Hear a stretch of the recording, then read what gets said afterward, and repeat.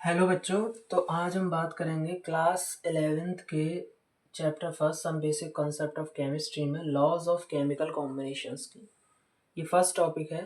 Then after हम mole concept और concentration parameters और लिमिटिंग रिएजेंट और एम्पेरिकल फार्मूले की भी चर्चा करेंगे बाद में। ये टॉपिक्स हैं। तो फर्स्ट टॉपिक्स आता है लॉज ऑफ केमिकल कॉम्बिनेशन। इसमें क्या है, law of conservation of mass first topic है। इसके अकॉर्डिंग क्या है, according to this law the total mass of reactant and products are constant.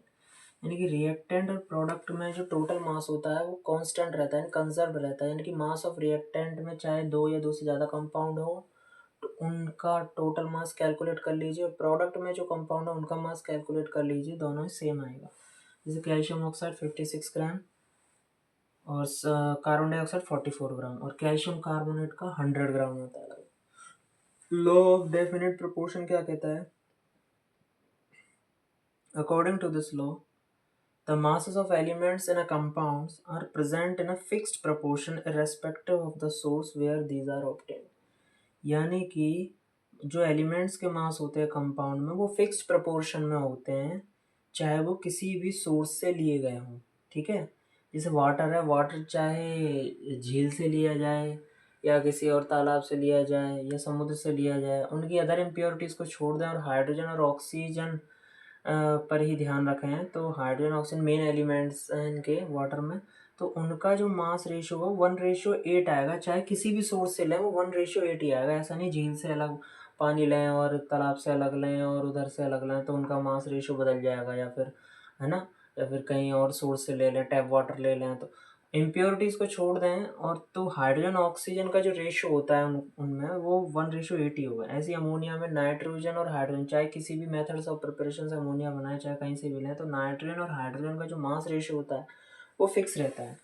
Law of multiple proportion क्या कहता है, when one or more atoms of elements combine to form more than one compound then the masses of one elements to other then the masses of one element that remain fixed to the other mass of elements are present in simple whole number ratio। यानी कि इसमें ये होता है, एक से ज़्यादा element यदि किसी कंपाउंड में है तो उनका, तो जैसे सपोज करो दो या दो से ज़्यादा एलिमेंट हैं किसी कंपाउंड में, तो उस कंपाउंड में 3 तरह के कंपाउंड या 4 तरह के कंपाउंड फॉर्म कर सकता है वो different different number of atoms के साथ उन एलिमेंट्स में।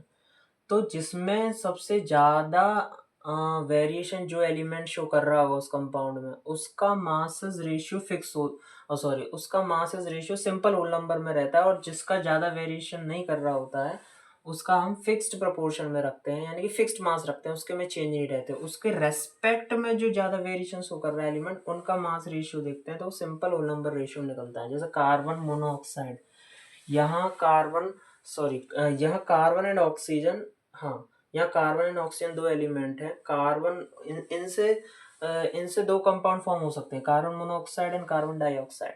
तो इनका जो कार्बन इसमें ज़्यादा वेरिएशन शो नहीं कर रहा, ऑक्सीजन कर रहा है, क्यों कार्बन चेंज नहीं हो रहा, ऑक्सीजन हो रहा है। तो ऑक्सीजन का मास रेशियो दोनों ही एक में कार्बन मोनोऑक्साइड में ऑक्सीजन और कार्बन डाइऑक्साइड में ऑक्सीजन का जो मास होगा वो सिंपल होल नंबर रेशियो में होगा, यानी कि 1:2। सॉरी ये एटॉमिक नंबर लिख दिया। कार्बन ऑक्सीजन का होता है 16 कार्बन मोनोऑक्साइड वाले का और 32 O2 वाले का, तो उनका मास रेशियो 1:2 आएगा। ठीक है, अब एवोगैड्रो लॉ क्या कहता है, according to this law equal volume of all gases should contains equal number of molecules. यानी कि किसी भी उसमें इक्वल वॉल्यूम्स होता है गैसेस का, वो equal number of molecule show करता है। जैसे V बराबर वॉल्यूम एंड N बराबर नंबर ऑफ मॉलिक्यूल्स। यानी कि एक कंटेनर 500 ml का है और उसमें सपोज करिए 1000 मॉलिक्यूल्स हैं और दूसरे कंटेनर में 1000 मॉलिक्यूल्स हैं, तो वो भी 500 ml का होगा, वो भी क्या होगा 500 ml का होगा। गैलो-सैक्स लॉ क्या कहता है, according to this law when gases combined और are produced in a chemical reaction then they do so in a simple whole number ratio by volume.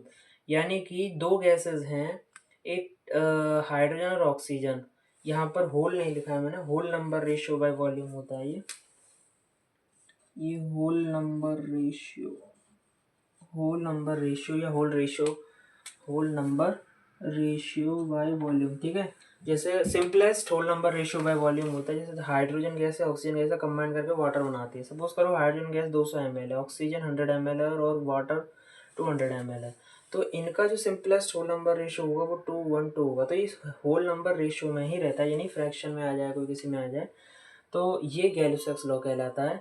इस तरह से आपको ये 5 इम्पोर्टेंट लॉज हैं, इन पे ध्यान रखने हैं और इन पे एग्जाम्स पॉइंट ऑफ व्यू से भी इम्पोर्टेंट है। डिफाइंस आ जाती हैं डायरेक्ट डिफाइन करने के लिए, या फिर क्वेश्चन घुमा के भी आ जाता है एमसीक्यूज में।